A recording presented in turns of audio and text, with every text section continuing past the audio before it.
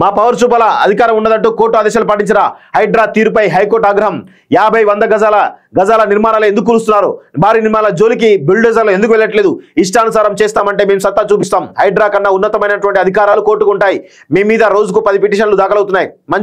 మంచి చేసి మనల్ని పొందండి, కానీ ఇలా కాదు. హైడ్రా కమిషనర్కు తేల్చి చెప్పిన హైకోర్టు ధర్మాసనం అంటూ చూస్తా ఉన్నాం. So first of all Hydraa కొంతమందికి ఏమో ఫేవరబుల్గా కనబడుతుంది, కొంతమందికి ఏమో దుష్మన్లా కనబడతా ఉంది. ఎందుకు కనబడతా ఉంది? ఇప్పుడు మేము చెప్తా ఉన్నాం కదా, వాసవికి సంబంధించిన నిజాంపేటలో ఉన్నటువంటి ఏదైతే 8th 9th టవర్స్ అవుతున్నాయో అవి 100% చెరువులో కట్టరని చెప్పి మేము చెప్పినాం. వాటిని కూల్చాలని చెప్పినాం. ఇంతవరకు దాని మీద డిసిషన్ తీసుకోలేదు. అనురాగ్ యూనివర్సిటీ ఏదైతుందో, పల్లారాజేశ్వరరెడ్డి యూనివర్సిటీ ఏదైతుందో, ఆ యూనివర్సిటీ వెనకాల మొత్తం కూడా ఆ ప్రభుత్వ భూమి కబ్జా చేసి కట్టిరు. అదేవిధంగా అక్కడ తూము పైన బ్రిడ్జ్ కట్టిరు, ప్రైవేట్ బ్రిడ్జ్. ఎట్లా కడతారని చెప్పి మేము ప్రశ్నిస్తా ఉన్నాం. ప్లస్ అక్కడ వాళ్ళ హాస్టల్స్ ఉంటాయి, గర్ల్స్ హాస్టల్స్. ఏది ఆ చెరువు పక్కనే ఆనుకునే ఎఫ్టీఎల్ జోన్లోనే నిర్మాణాలు ఉన్నాయి. మరి వాటిని కూల్చాలని మేము అంటున్నాం. ఎందుకు కూల్చట్లేదు? మల్లారెడ్డి సంబంధించిన కొన్ని కాలేజీలు కూడా ప్రభుత్వ భూమిలో ఉన్నాయి, చెరువులలో ఉన్నాయి. మేము వాటి గురించి మాట్లాడుతున్నాం. ఓవైసీ కాలేజ్ స్పష్టంగా కనబడుతుంది చెరువులో ఉన్నట్టు. వీటిపైన హైడ్రా ఎందుకు చర్యలు తీసుకోవట్లేదు అని మేము అడుగుతా ఉన్నాం.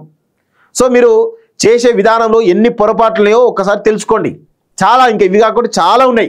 మేము మొన్న చేసిన పోరాటం వల్ల వర్టెక్స్ దానిలో 24 ఎకరాలు బ్యాక్ తీసుకున్నారు కదా, ఇంకా ఉన్నాయి. ఆ 24 ఎకరాలు కూడా ఎక్కడెక్కడ తీసుకున్నా మాకు తెలుసు. అవన్నీ కూడా అందులో కూడా పెద్ద ఎత్తున అదే జరిగింది, అక్రమాలే జరిగినాయి. ఇప్పుడు హైకోర్టు కొంత మొట్టికాయలు గట్టి వేస్తూ ఉన్నది. హైడ్రా కూల్చేతులకు ప్రజల ఆమోదం అట. ఏంది ఆమోదం? ఎవరిని మీరు కూల్స్తున్నారు? పేద ప్రజలు కూల్స్తున్నారా? సిగ్గుండాలి కదా. ఏం మాట్లాడుతున్నా నాకు అర్థం కాదు. హైడ్రా వల్ల ఇబ్బంది పడుతున్న పేద ప్రజలే కదా, అయినా కానీ మీరు మారేటట్టు కనబడతలేదు. ఇంతగానం కోర్టులో ఇంత మొట్టికాయలు వేసినా కానీ మళ్ళీ మీరు పేద ప్రజలపై ప్రభావం చూపుతున్నారు. పెద్దోళ్ళు మాత్రం ఒక్క మాట కూడా అన్నారు. ఆ వంశీరామ్ బిల్డర్స్ వాడు అక్కడ కడతా ఉన్నాడు, కానామెట్టు ఇక్కడ కడతా ఉన్నాడు. అది 100% ఇల్లీగల్ కన్స్ట్రక్షన్. ఎందుకు మరి దాన్ని ఎందుకు మరి కూల్చట్లేదు? దానికి ఎందుకు బాధ్యత పర్మిషన్ ఇస్తా ఉన్నారు? హైడ్రా కొంచెం బుద్ధి ఉండాలి కదా. హైడ్రా పనితీరుపై హైకోర్టు మరోసారి తీవ్ర స్థాయిలో మండిపడింది. అధికారాలు ఉన్నాయని చెప్పి ఇష్టానుసారంగా చేయడం మొదలు పెడితే న్యాయస్థానాలకు ఉన్న అధికార సత్తా ఏమిటో చూపాల్సి వస్తుందని హెచ్చరించింది. చట్ట ప్రకారం విధులు నిర్వహించాలని, లేకపోతే పరిణామాలు తీవ్రంగా ఉంటాయని తెలిచెప్పింది. చట్ట ప్రకారం చర్యలు ఉండాలనే విషయం ఉన్నతాధికారిగా మీకు ప్రత్యేకంగా చెప్పాల్సిన పరిస్థితి కల్పించుకోవద్దని హైడ్రా కమిషనర్ మొత్తానికైతే హైకోర్టు మొట్టికాయలు వేసినట్టుగా చాలా స్పష్టంగా కనబడతా ఉంది. హెచ్చరించింది.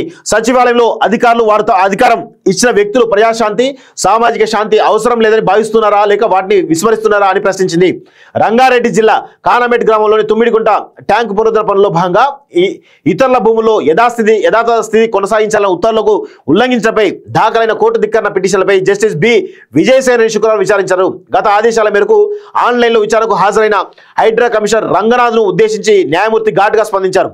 హైడ్రాకు అధికారం ఉంటే అంతకంటే ఉన్నతమైన అధికారం కోర్టుకు ఉన్నదని గుర్తు చేశారు. మీరు అధికారం చెలాయిస్తే కోర్టు అధికారం ఏమిటో రుచి చూపించాల్సి ఉంటుందని హెచ్చరించారు.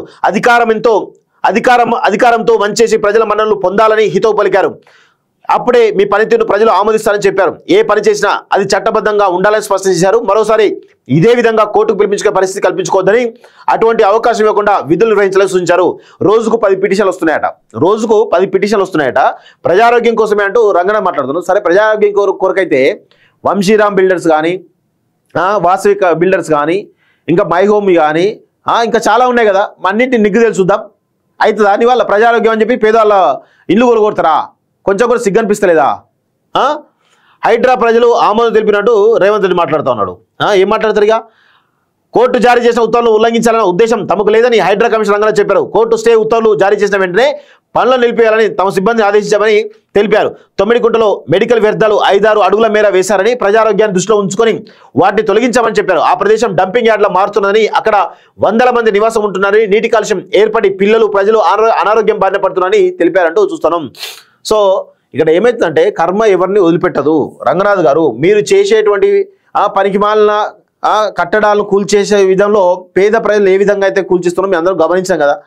సో పెద్దోడికి ఒక న్యాయం చేస్తున్నారు, పేదోడికి ఒక న్యాయం చేస్తున్నారు. మీరు అన్ని మీ డొల్లతనం ఏందనేది చాలా స్పష్టంగా అర్థమవుతా ఉన్నది. అది అందరికీ తెలిసిన విషయమే. సో మీరు మంచి చేద్దామని అనుకుంటున్నారేమో కానీ పేద ప్రజలు మాత్రం ఉసుగు తీసుకుంటా ఉన్నారు. అది మాత్రం వాస్తవం. సో కర్మ ఎవరిని వదిలిపెట్టదు. రంగనాథ్ గారు గుర్తుపెట్టుకోండి అది.